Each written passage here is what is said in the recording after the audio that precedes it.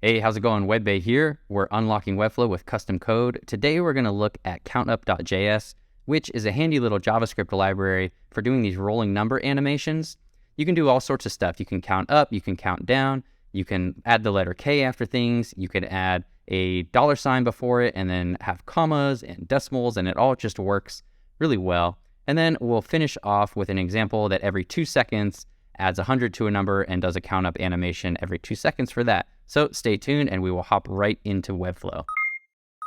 Hey there, WebBay.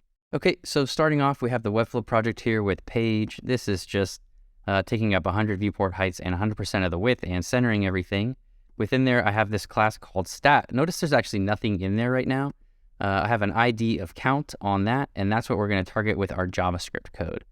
On the page settings, I'm importing the module here. I'm importing the countup.umd.min.js file, version 2.3.2, which I got from CDN right here. So you want this one, the universal module, importing a code sandbox file right here. If we look at the code sandbox file, the very first example we'll do with the counter in the hero, we're going to declare a variable called num_anim, and then we'll say that's a instance of countup.countup. Notice the casing here, and we'll pass in the name of our ID that we're using within quotes and the final value, in this case 2000. The next thing we're going to do is called num_anim.start, open close parentheses. That's going to invoke the function to start this animation. So if I save and come back here and refresh, we see we get a nice count up effect. If I go ahead and add 0, notice, watch this, and then publish, you'll notice as we load the page, it's going to load that 0 first. So you get kind of that flash of 0. So I think it looks a little bit better without that. For our next example, we'll just basically duplicate what we had above. And I have stat here, and this time I'm actually just leaving the 0 on. And then we'll go to our settings, and I give this an ID of count2. In our JavaScript, we're going to use what's called enable scroll spy. And the way we work this is that we're passing a JavaScript object right here. So that's the open close brackets. And that gets one property, enable scroll spy, set that to true. We're setting our final value of 4000 and passing that ID of count2. I'll save that. And then also within Webflow, I need to publish. And I come back and refresh. We get our normal hero animation, and then if I scroll down, you can see we get this animating up to 4000. So that's great. Our next example is just going to be a little bit more complicated. We want to animate multiple things, and we're going to stagger it a little bit. So let's go back into Webflow. Very similar, I'm going to drop another page in there. This time I have this flex horizontal wrapper that's just a flex box really, and holding these 9 stat blocks that I have. And each number gets their own little their own little ID. So we've got count down as the ID for the first one, because this is going to count down from 9 to 0. We've got count subs. This is going to count from 0 up to whatever number we specify. And then we've got an ID of count revenue. Now notice I didn't actually include the $ or the letter K on this one. We can use CountUp to do that for us. So I'm going to go ahead and publish this Webflow project as it is. And then within our JavaScript, we're going to define our third example. And this is the one that includes counting down and currency and just a little bit more complex options. So CountUp.js gives us this options object that we can pass to the function. Here we're just passing it in line, but here I opted to declare it as its own variable.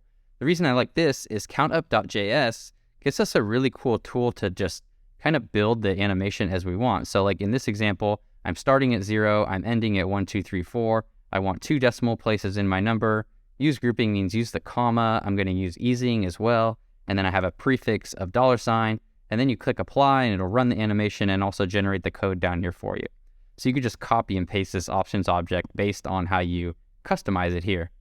I've already done that. So back in the code, I've got my options object. I want to enable scroll spy so that it happens when it scrolls into view.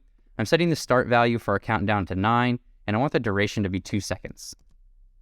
And now within my declaration here, we've got new count up. We're used to that. I'm passing the ID of count down.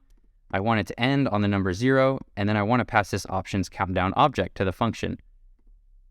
For the other two, I'm going to define their own options objects as well. This one is enable scroll spy true, duration 3 seconds. So it's going to happen, it's going to finish 1 second after the first one, and then I'm giving it a suffix of the letter K. Same thing here, we're passing our ID, count subs, initial value 9, and the options subs options object. Lastly, I have options revenue object, very similar. We're setting decimal places to 2 here though, and we're setting a prefix of $sign and a duration of 4. And now I'll just do the same exact declaration. I'll pass count revenue as our ID, 1234 as our final object, 1234 as our final value, and options revenue as our options object. So save this JavaScript file, come back to our code. I'm going to refresh. We'll see this count up to 4,000, but I'm going to scroll down to our next example, and everything is counting up and down just like we expected, and this was the last one to finish. For our last example, this one's pretty fun. I'm going to copy and paste something very similar that we had before, and now our stat gets an ID of count save, and really nothing else changed here. So let me publish this, and in our JavaScript file, for the fourth example, we want to do something every X seconds. And CountUp.js gives this update function, which I'll show you how we use that here in just a sec. Let's go ahead and define our interval. We want it to be 2 seconds. We're going to go ahead and define our options object, very similar to what we had above. Notice I'm setting the duration to interval, so you can just change it here, and it will change throughout all of the code. We're going to declare a variable called saved val 6543. This is what we wanted to animate to originally from 0. And then we're going to declare our CountUp declaration here, pass an ID of count saved, pass saved val as the final value, and our options saved object. Now here's where we do it every couple seconds. We're going to do this general set interval function. This takes a function to run every specified interval, and then it's going to take an interval for that to happen. So put a comma here, and we say interval times 1,000. That's because this is specified in milliseconds, so we want to take this value and multiply it by 1,000. Now, the actions we want our function to run are we want to add 100 to saved val, so we're using plus equals. So every 2 seconds, we are adding 100 to this 6543. This is equivalent to saying like, oh, we save our customers $100, an average of $100 every 2 seconds, if you wanted to claim that as your business. And then we'll call run anim saved, which again, we saved in this variable here, .update saved val. So let's save that, come back here, refresh, come on down, and we'll see every 2 seconds, this thing is counting up by 100. All right, that's been a bunch of examples of what you can do with CountUp.js. Really handy little library. I see this all over the place. If that video helped, be sure to give it the big old thumbs up and click the subscribe button. Thank you so much for watching, and see you in the next one. Yeah.